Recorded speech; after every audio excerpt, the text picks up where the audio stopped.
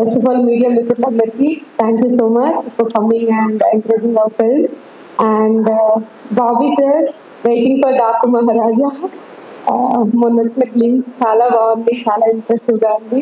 And Kalyan Krishna గారు, thank you so much for grating this event. Anil Krishna గారు and Dheeraj గారు, thank you. ఎప్పటి నుండో తెలుసు మీరు నాకు, ఈరోజు ఇలా కలవడం చాలా ఆనందంగా ఉంది. మా టీం అందరం చాలా హ్యాపీగా ఆనందంగా చేసుకుంటున్న ఈవెంట్ అది. చాలా డేస్ నుండి వెయిట్ చేస్తున్నాం ఇలాంటి ఒక మూమెంట్ కోసం. శ్రీకాకుళం షెర్లాక్ హోమ్స్ నా కెరియర్లో నాకు చాలా మంచి పేరు ఇచ్చే సినిమా. సో నేనైతే ఎప్పటి నుండో చాలా ఈజీగా వెయిట్ చేస్తున్నాను. సో ఇంకా 2 daysలో రిలీజ్ అవ్వబోతుంది. I'm so happy.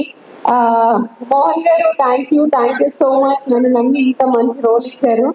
అసలు నాకు తెలిసి నేనే అనుకోలేదు అలా ఒక మంచి రోల్లో చూసుకుంటాను అని, అంటే ఇలాంటి కైండ్ ఆఫ్ రోల్స్లో. So thank you so much Mohan garu.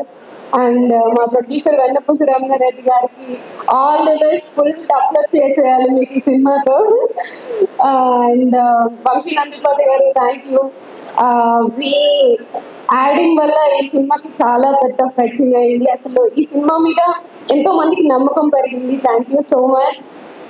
And మా టీం అందరికి, టెక్నికల్ టీం అందరికి, జగన్ గారికి, అరుణ్కి అండ్ డిఓపి గారికి అందరికీ thank you and all the best అండి మీ అందరికీ.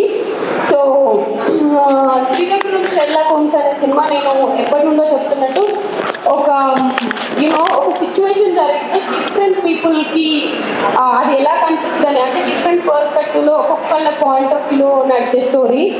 అలా ఈరోజు నా పాయింట్ ఆఫ్ వ్యూలో నా కెరియర్ గురించి ఒక చిన్న క్లిప్స్ లాగా చెప్దాం అనుకుంటున్నాను.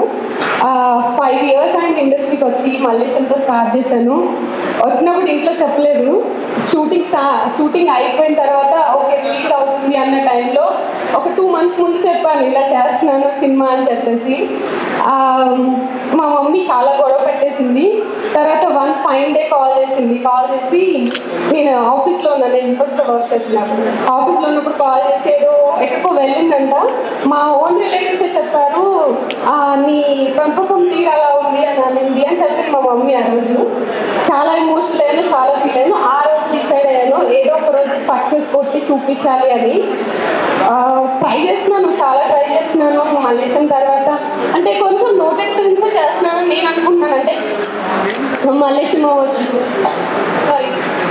అవ్వచ్చు, ప్లేబ్యాక్ అవ్వచ్చు, వకీల్ సాబ్ అవ్వచ్చు, తంత్ర, పొట్టేల్, ఇప్పుడు వస్తున్న శ్రీకాకుళం షెర్లాక్ హోమ్స్, అన్ని ఫిల్మ్స్లోనూ నా 100% నేను ఇస్తున్నాను. ఒక మంచి కథను ఎంచుకొని ఆ కథకు తగ్గట్టుగా షూటింగ్లో ఆ క్యారెక్టరైజేషన్ ఎలా పట్టుకోవాలో తెలుసుకొని దాని తర్వాత ప్రమోషన్స్కి నా 100% మోర్ దెన్ నా 100% ఇచ్చి ట్రై చేస్తున్నాను. ఎందుకు వర్కౌట్ అవ్వట్లేదు చాలామంది అడుగుతున్నారు. I don't know, but I hope ఈ సినిమాతో అదంతా పోయి ఒక మంచి సక్సెస్ఫుల్ యాక్టర్గా ఒక సక్సెస్ మీట్లో కలుద్దామని అనుకుంటున్నాను.